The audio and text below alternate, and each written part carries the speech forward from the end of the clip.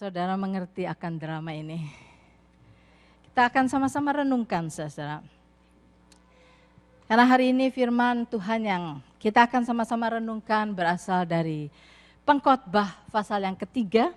Pengkhotbah pasal yang ketiga, kalau saudara bawa Alkitab, silakan buka sama-sama. Ayat yang pertama, hanya satu ayat saja. Pengkhotbah pasal yang ketiga, ayat yang pertama. Katakan di sini,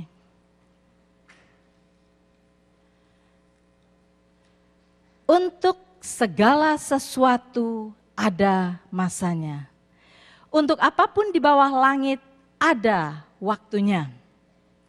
Ini firman Tuhan yang kita akan sama-sama renungkan. Dalam bahasa Inggris, to everything there is a season. A time for every purpose under heaven. Ini yang Tuhan katakan di dalam firman-Nya. Saudara, kalau kita melihat tadi drama yang saudara juga ikuti mungkin minggu yang lalu. Bagaimana seorang bayi lahir. Seorang bayi telah lahir. Dan kita melihat bagaimana ayahnya, ibunya, emaknya, engkongnya, semua berbahagia. Ada masa, ada season, ada waktu di mana mereka semua berbahagia. Saat-saat di mana hati mereka berbunga-bunga, hati mereka penuh dengan pengharapan, hati mereka merasa bahwa wow, ini adalah suatu permulaan yang akan indah luar biasa.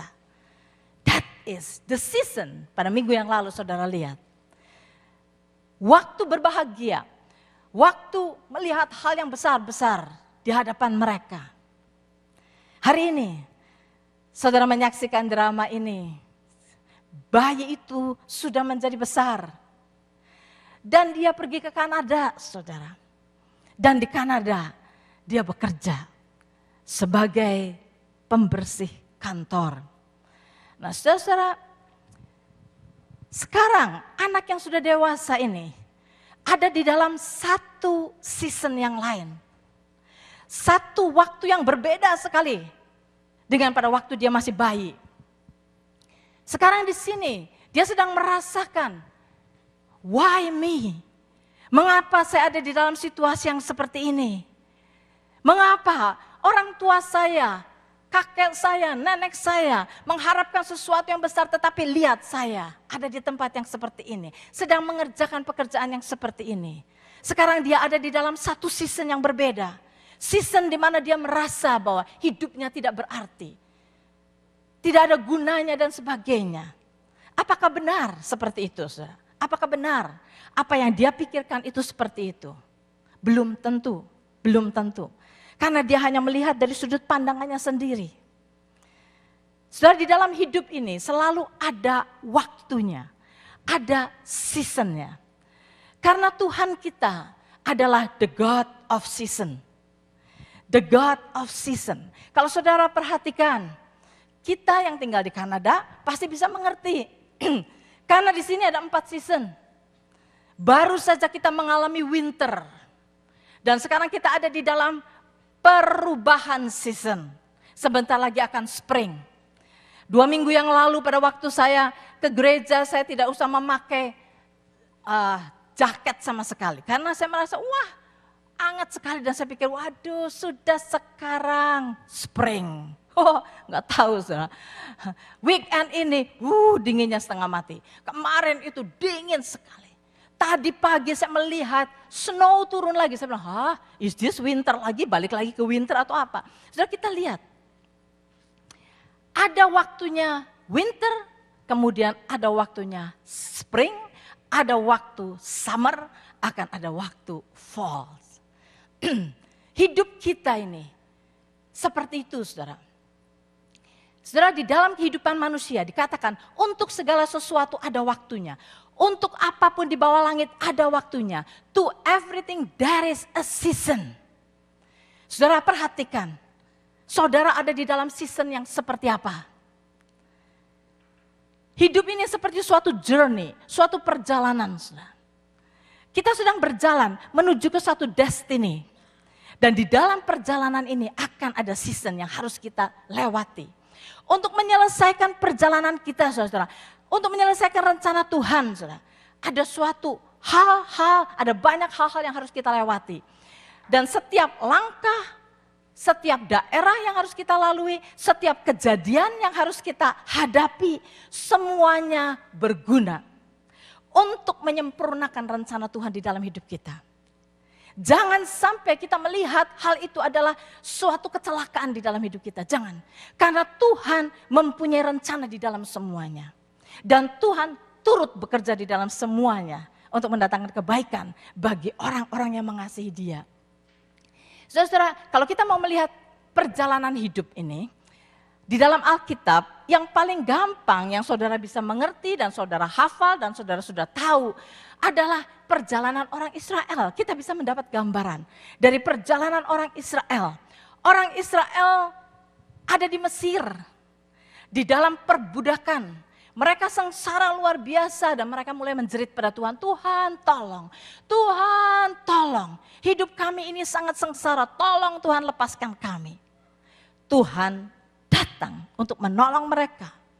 Mengirimkan Musa kepada mereka. Dan saudara perhatikan, Musa datang berbicara, memberikan janji yang dari Tuhan kepada orang Israel. Janji Tuhan adalah, aku akan membawa engkau keluar dari tanah perbudakan ini. Aku akan membawa engkau ke satu tempat yang penuh dengan air susu dan madu. Engkau semua akan menempati rumah yang tidak engkau bangun. Engkau akan menuai dari tanaman yang tidak engkau tanam. Ada janji Tuhan dan di sini ada berkat Tuhan. Tetapi dari janji kepada berkat itu ada problem. Ada suatu perjalanan. Mereka harus melewati padang belantara. That is the problem. Nah saudara, bagaimana cara kita menghadapi perjalanan itu akan menentukan apakah kita akan sampai dengan cepat atau tidak. Kalau kita melihat di sini saudara-saudara, bagaimana attitude kita menghadapi perjalanan ini. Di dalam perjalanan ini akan ada season, akan ada waktunya. Kita harus menghadapi ini, harus menghadapi ini, harus menghadapi ini, harus menghadapi ini. Bagaimana cara kita menghadapinya? Bagaimana sikap kita menghadapi semua ini akan menentukan perjalanan kita akan sampai dengan cepat atau akan lambat. Saudara tahu di dalam perjalanan orang Israel, mereka menghadapi problem pertama, Laut Merah di hadapan mereka. Firaun dan tentaranya di belakang mereka. Kemudian problem yang kedua nanti, mereka menghadapi kehabisan air, kehausan. Problem lagi, mereka menghadapi peperangan, melawan bangsa-bangsa yang harus mereka lewati. Saudara, ada problem.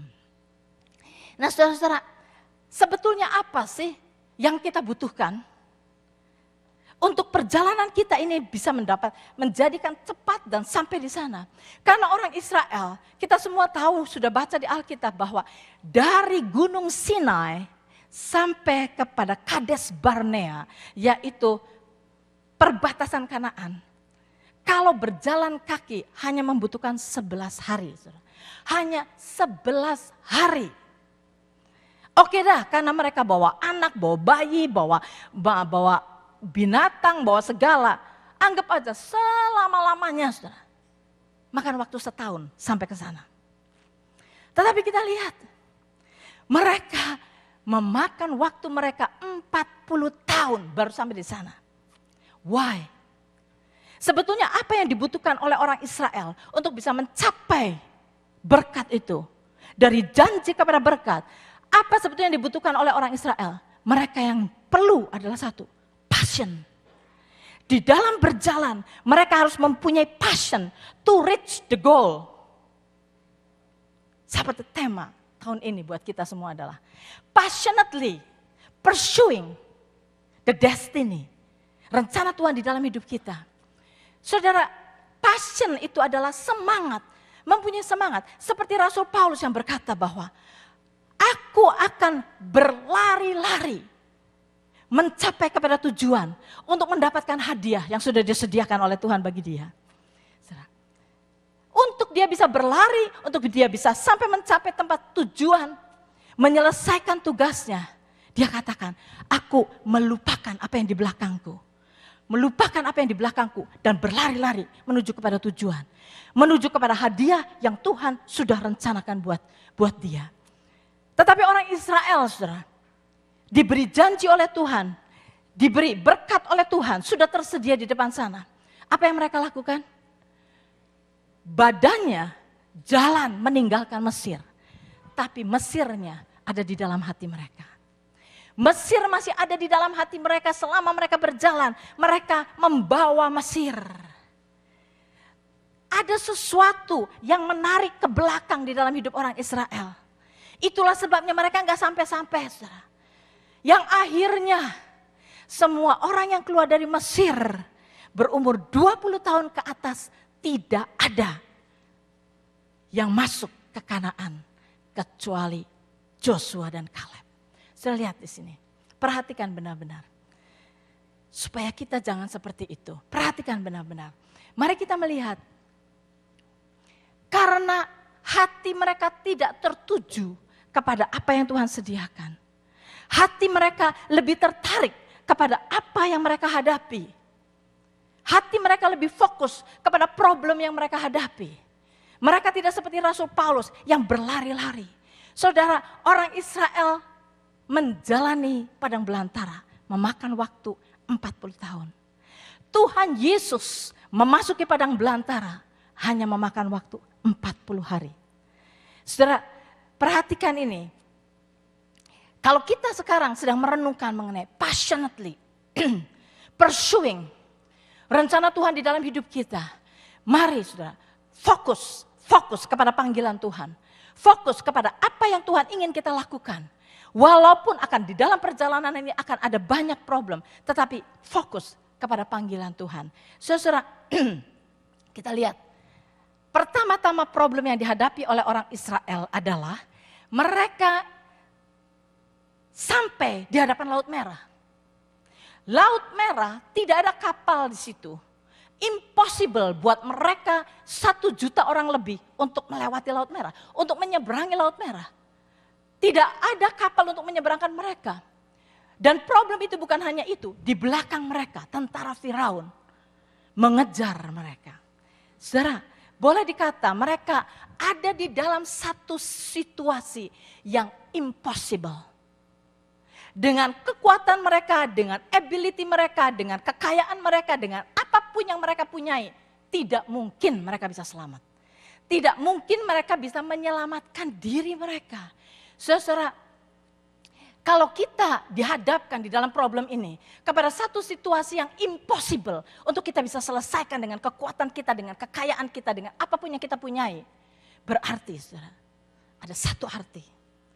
Berarti Tuhan ingin memperkenalkan dirinya kepada kita.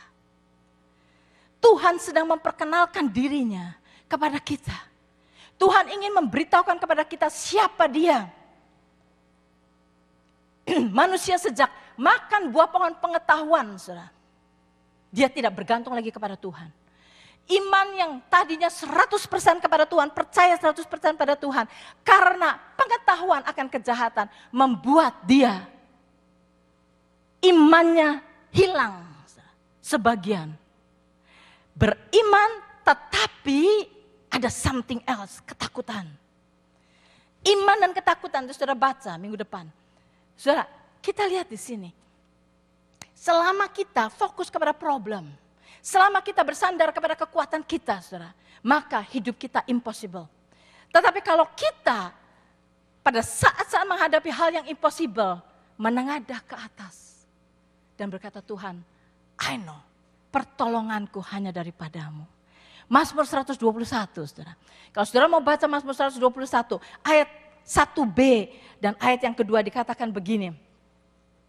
Dari manakah akan datang pertolonganku? Dari manakah akan datang pertolonganku? Pertolonganku ialah dari Tuhan yang menjadikan langit dan bumi. Pertolonganku ialah dari Tuhan. Saudara, persoalan apa yang kita hadapi sekarang ini? Mungkin saudara ada di dalam keadaan yang tidak punya persoalan sama sekali. Ingat saudara, that is a season, tapi tidak akan selalu begitu. Mungkin saudara sekarang ada di dalam satu persoalan yang besar. Ingat, itu juga hanya satu season, saudara. Akan ada jalan keluar. Dimanapun saudara sekarang berada, percaya. Ada jalan keluar, ada pertolongan Tuhan. Nah saudara, orang Israel melihat problem, mereka ngomel, mereka marah, mereka berkata, apa tidak ada kuburan di Mesir?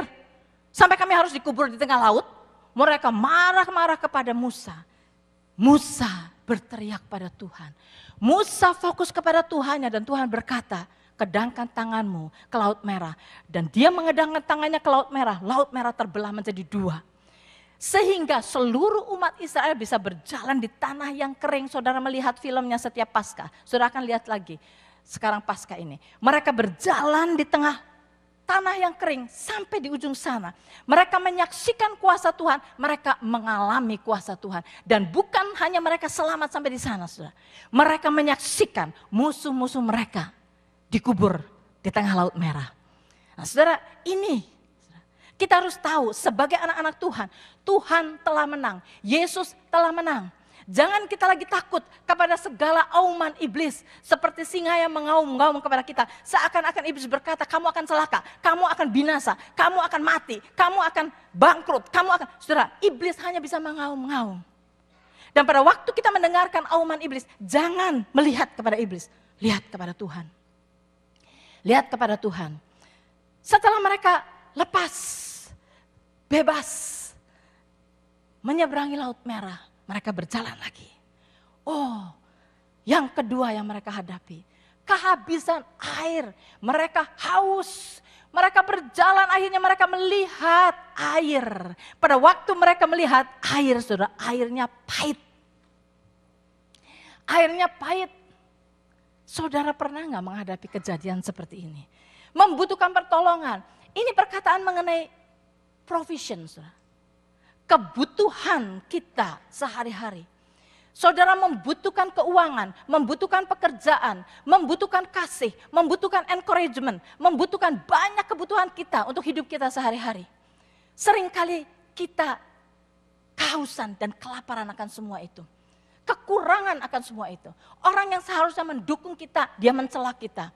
Orang yang seharusnya sahabat kita, dia menuduh kita. Kita di dalam saat yang seperti itu, seringkali kita berkata, Tuhan, bagaimana hidup saya? Saya kecewa, saya putus asa dan sebagainya. Saudara jangan. Tuhan selalu ada beserta dengan kita. Tadi lagunya, kita nyanyikan berkali-kali. Tuhan itu baik. Tuhan care kepada kita, Tuhan peduli kepada kita. Dia akan menyediakan semuanya buat kita. Kalaupun sekarang kita lagi kehilangan pekerjaan, kita tidak mempunyai pekerjaan, kita kekurangan untuk membiayai rumah tangga kita dan sebagainya, jangan khawatir. Kalau Tuhan berjanji di dalam Matius pasal 6, burung pipit yang dijual 2 ekor setali saja Tuhan pedulikan. Apalagi kita, anak-anaknya. Tuhan berkata, Aku akan mencukupi kebutuhanmu, kata Tuhan. Jangan khawatir. Kekhawatiran itu mencuri iman kita, saudara. Kekhawatiran mencuri iman kita. Sehingga kita tidak bisa full beriman kepada Tuhan. Dan Tuhan berkata, without faith is impossible to please God. Tanpa iman, kita tidak akan berkenan di hadapan Tuhan. Kalau kita mau beriman penuh, saudara. Iman adalah tangan kita untuk mendapatkan segala provision yang Tuhan sudah sediakan bagi kita. Baik itu provision untuk kehidupan kita sehari-hari, baik itu kekuatan, baik itu segala encouragement, apapun juga. Blessing yang Tuhan sudah sediakan buat kita. Iman adalah tangan to reach that yang Tuhan sudah sediakan buat kita. Nah, saudara, imani janji-janji Tuhan. Percaya biar semua lagu yang kita nyanyikan itu bukan hanya sekedar lagu.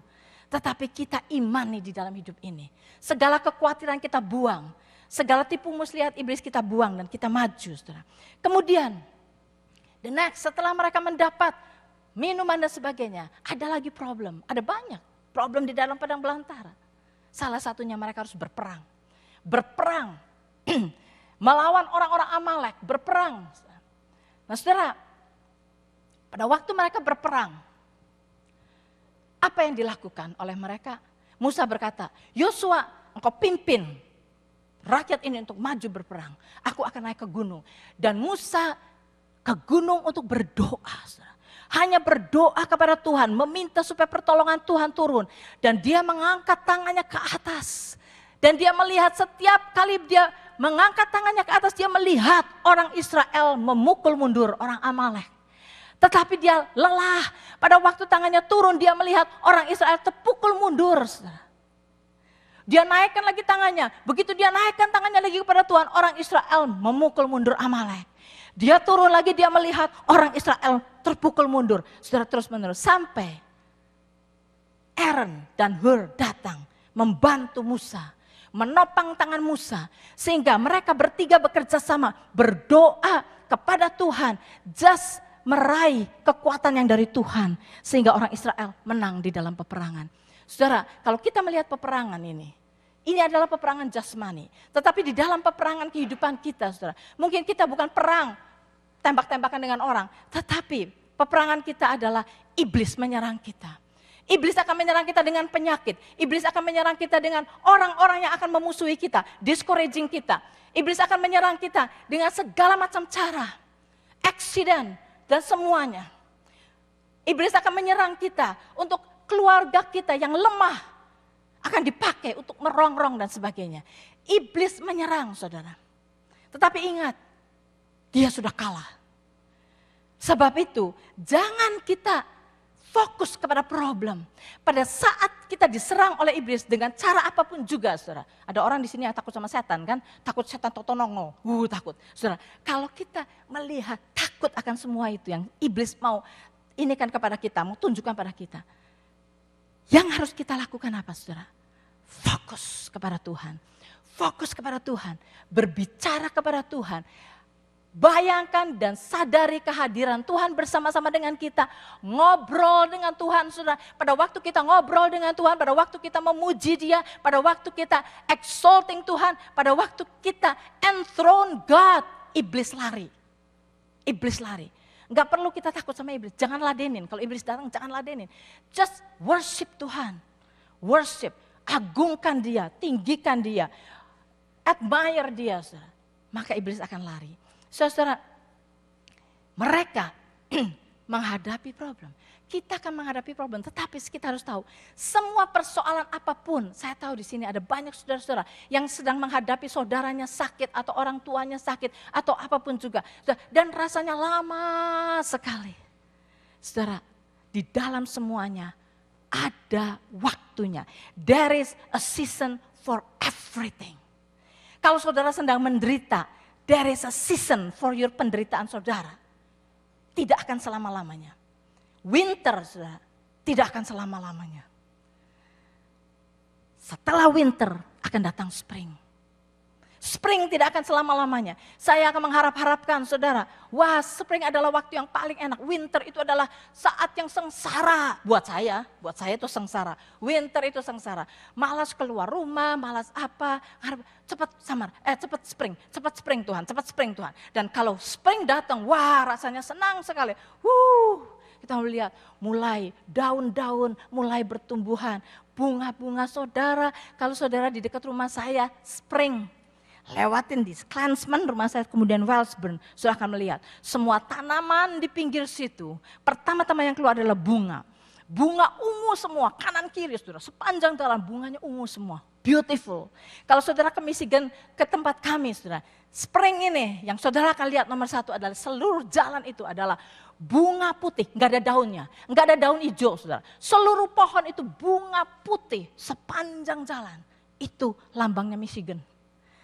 Bunga putih semua. Nah, saudara, tetapi bunga yang putih itu pun hanya a season. Berapa minggu rontok semua. Ganti daun hijau. Semua ada waktunya. Dan saudara, pada waktu kita menghadapi season yang gak enak, saudara, yang Tuhan lagi bentuk di dalam hidup kita adalah sikap hati kita. Sikap hati kita. Jangan lama-lama mengeluh, saudara. Jangan marah-marah kepada Tuhan. Jangan kita compare diri kita, bandingkan diri kita dengan orang lain. Itu kok enak ya, saya kok sengsara ya. Kenapa Tuhan? Saya anakmu, kenapa dia senang, saya suka. Forget about that. Saudara, pada waktu saudara menghadapi saat-saat yang susah, perhatikan sikap hati saudara. Ada seorang hamba Tuhan. Dia seorang pastor, British pastor dari gereja Metodis. Namanya William Sangster. Pada waktu dia menjelang mulai menjadi tua, dia terkena penyakit yang disebut progressive muscular atrophy. Dan dokter berkata, dia tidak akan sembuh. Penyakit ini akan membawa dia makin lama makin parah. Masal-masalnya akan menjadi makin mungkin sakit, mungkin tidak bisa digunakan dan sebagainya. Dia sudah tahu itu. Tetapi sudah begitu dia mengetahui hal itu, dia membuat resolution. Dia berkata begini, hal yang pertama, resolusi pertama, dia begini, I will never complain. Saya tidak akan pernah mengeluh. Nomor satu.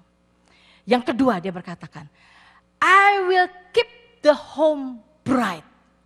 Dengan kata lain dia berkata begini, saya tidak akan mengeluh dan susah sampai membuat rumah saya jadi sedih. Enggak. Saya akan make sure rumah ini akan menjadi bright. Walaupun saya menghadapi penderitaan, saya akan membuat rumah ini jadi bright. Membuat rumah ini cheerful. Tidak ada kesedihan, tidak ada keluhan di dalam rumah ini. Yang ketiga, dia berkata, I will count my blessing. Dia berkata dengan kata lain, saya refuse untuk melihat yang negatif. Saya refuse untuk melihat yang tidak baik, yang tidak enak. Saya akan menghitung berkat-berkat saya.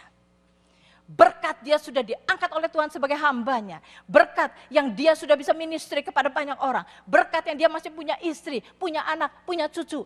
Berkat semua itu yang dia hitung setiap hari. Dan keempat dia berkata, I will try to turn it into good. Saya akan mencoba setiap hari supaya penderitaan ini saya ubahkan untuk menjadi suatu kebaikan. Saudara, that is the attitude of the heart. Yang kita perlu adalah hati kita ini, saudara, dibentuk oleh kejadian yang kita hadapi ini. Jangan sampai kejadian ini membuat kita jadi down. Biar kejadian ini menjadi suatu tantangan buat kita. Saya akan up. Saya akan up. By the grace of God, saya akan bisa mengalahkan segala persoalan saya. Jikalau Allah di pihak kita, siapakah lawan kita? Kita punya tahu dan tahu dan tahu. Saya akan bersukacita di dalam Tuhan senantiasa. Saudara, biar itu attitude kita. Dan kalau kita mempunyai sikap hati yang demikian, saudara, perjalanan ini cepat. Perjalanan ini tidak akan lambat. Kita akan sampai kepada janji Tuhan, akan sampai kepada berkat yang Tuhan sudah sediakan bagi kita dengan cepat. Orang Israel ngomel dari setiap langkah, mereka ngomel. Dari setiap problem kepada problem, mereka marah, mereka ngomel kepada Tuhan, terus-menerus ngomel, saudara. Dan mereka tidak pernah sampai-sampai, terus berputar-putar-putar. Karena pembentukan Tuhan di dalam hidup mereka tidak pernah selesai. Mereka tidak mengerti bahwa semua yang terjadi ini adalah untuk sesuatu yang baik bagi mereka. Tuhan lebih mementingkan karakter kita, saudara, daripada comfort kita. Kalau kita manusia, di dalam problem kita, seringkali doa kita, ya saudara, coba saudara pikirkan, di dalam problem kita seringkali berdoa, Tuhan lepaskan kami dari ini Tuhan, Tuhan saya bersandar kepadamu, Tuhan sembuhkan saya, cepat-cepat Tuhan, saya mau keluar dari problem ini, saya mau ini, bebaskan saya Tuhan, bebaskan saya. Kita fokus kepada get out dari problem. Tetapi yang Tuhan mau begini, trust Him, Dia tahu waktunya, saudara. Dia tahu waktu yang tepat buat kita. Season ini, saudara, walaupun kita tahu Maret yang lalu ada yang namanya March break atau spring break. Itu berarti pada bulan Maret itu menurut perhitungan manusia Winter sudah berakhir. Winter sudah berakhir dan sekarang kita memasuki spring. Itu pada waktu Maret. Tetapi buktinya tadi masih ada snow.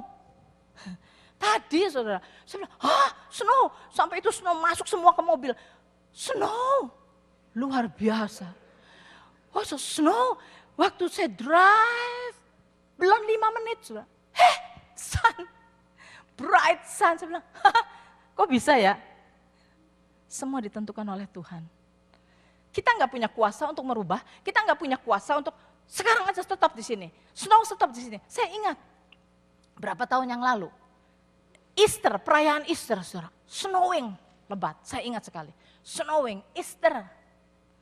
Nah, siapa yang bisa menentukan, walaupun secara perhitungan manusia, March itu sudah selesai winter, masuk spring, buktinya enggak. Nah saudara, panjangnya waktu itu ditentukan oleh Tuhan. Dan jangan sampai kita mau buru-buru, Tuhan lepaskan, fokus kita adalah lepaskan kita dari problem ini. Jangan fokus kepada itu. Tetapi kita harus berkata, Tuhan, what is it Lord? Semua ini, apa pelajaran yang Engkau mau berikan kepada saya? Di dalam saya menghadapi ini, apa yang Engkau inginkan saya lakukan Tuhan? Di dalam saya menghadapi semua ini, Tuhan berikan kepada saya untuk bisa melihat persoalan ini dari pandangan-Mu. Supaya saya bisa naik kelas. Ada banyak tes di dalam hidup kita yang Tuhan inginkan kita hadapi. Ada banyak ujian, saudara. Kalau ujian itu dari Tuhan, ujian itu purpose-nya untuk kita naik kelas. Saudara semua pernah ujian. Ujian itu bukan untuk turun kelas, ujian itu untuk naik kelas, saudara. Nah, sering kali Tuhan bawa kita kepada satu ujian untuk naik kelas. Nah, pada waktu ujian itu jangan mengeluh. Jangan ngeluh, kok ujian. Jangan ngeluh, saudara. Hadapi ujian itu. Saudara will be surprised. Naik kelas. Naik kelas, saudara. Nah, saudara, mungkin saudara pernah mendengar atau membaca satu plaque. Plaque, saya pernah ceritakan juga di sini beberapa tahun yang lalu. Saya tahu orang-orang yang pikirannya kuat itu ingat. Ya, saudara lihat ada plaque yang suka ada ceritaannya. Salah satu footprint saudara tahu banyak sekali. Footprint itu ada suatu ceritaan yang memberi pelajaran kepada kita. Tetapi ini plaque bukan mengenai footprint. Mengenai cerita ada seorang yang diberi tugas untuk membawa kayu salib ke satu tempat. Dan orang itu ditanya, maukah engkau bawakan kayu salib ini ke tempat anu? Orang ini coba angkat kayu salib itu, dia jalan, oke kok, enggak terlalu berat. Dia bilang, sure, saya akan bawa. Nah saudara, dia angkat kayu salib itu dan mulai berjalan menuju ke tujuan sana. Saudara pernah enggak belanja grocery, enggak naik mobil, saudara, pernah enggak? Saudara, saya dulu sering, saudara. Nah kalau saudara ke grocery, beli gula ya, beli telur ya, beli susu ya. Nah saudara kan pikir kalau pada waktu ini saya akan jalan nih ke rumah. Kuat enggak ya? Kuat kok, ya masih enteng. Masa enggak kuat ngangkat susu aja. Saudara beli susu, beli kentang. Nah saudara bayar. Pada waktu bayar sudah diangkat jalan saudara. Oke kok. Rumah saudara mungkin 2 kilometer dari tempat situ. Oke. Saudara jalan, baru setengah kilometer, saya garanti. Saya bilang, ya ampun berat bener ya.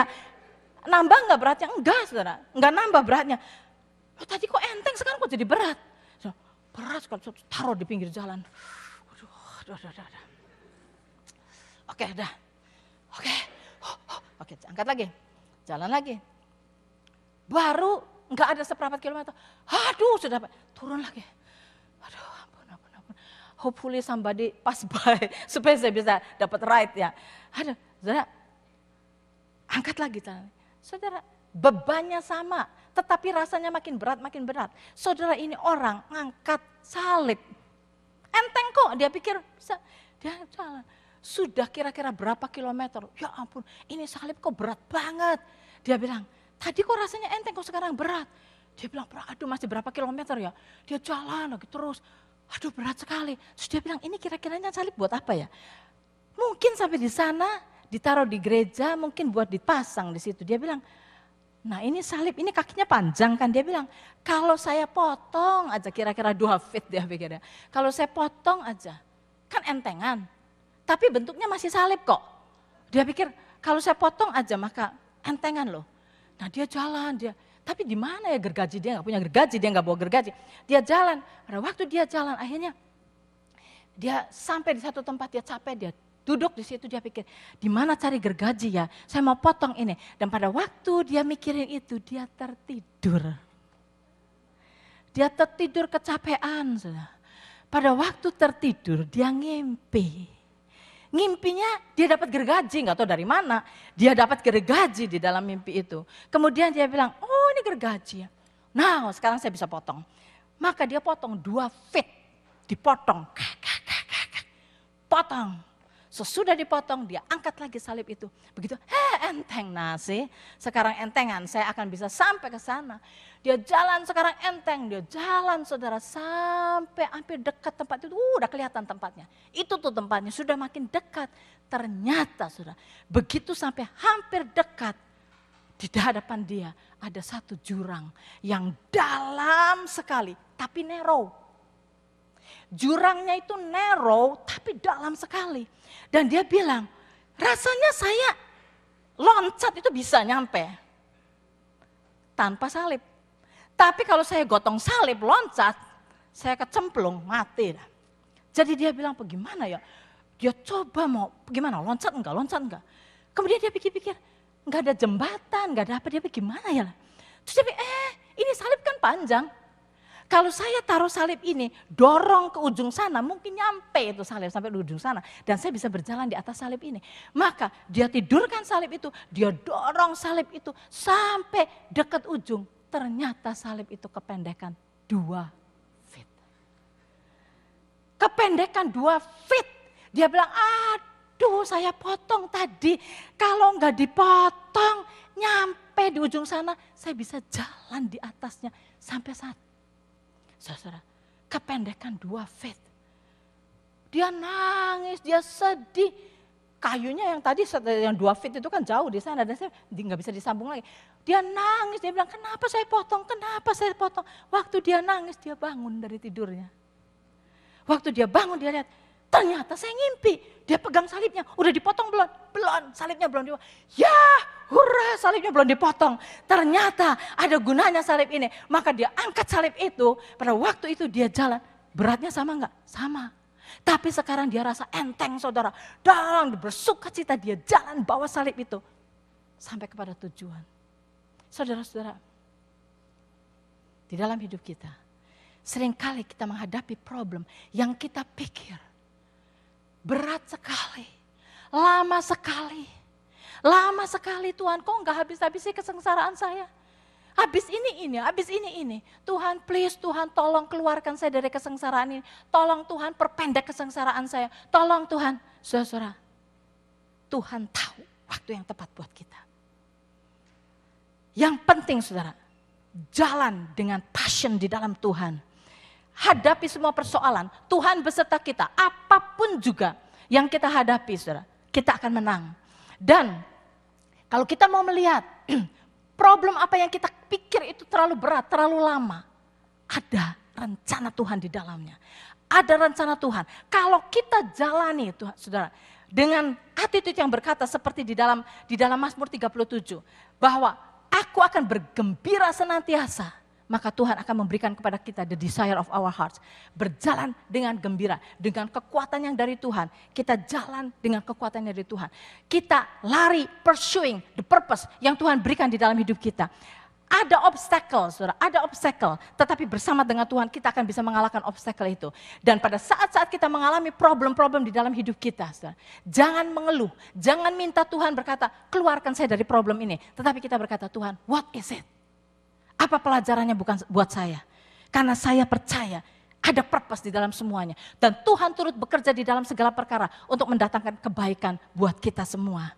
So itu saudara-saudara, apa persoalan saudara sekarang? Jangan itu menghambat saudara di dalam passionately pursuing your purpose di dalam hidup ini. Rasul Paulus mengalami banyak penderitaan, tetapi dia tidak berhenti. Dan dia maju terus sampai selesai. Saya ingin mengajak saudara-saudara semua bangkit berdiri. Dan saudara, di dalam persoalan apapun juga, saya ingin saudara declare dengan nyanyian ini. In His time, He will make all things beautiful in His time. Dan kita berkata, Lord, please show me every day that you're teaching me your way, that you do just what you say in your time. Lord, in your time, you will make all things beautiful. Lord, my life I bring to you now. May each song I have to sing be to you a lovely thing. Katakan sebagai doa saudara, dan kita akan berdoa sama-sama. Katakan, ini suatu confession, saudara percaya akan hal ini.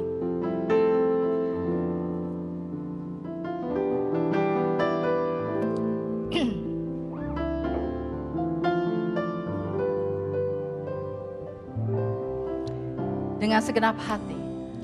In His time.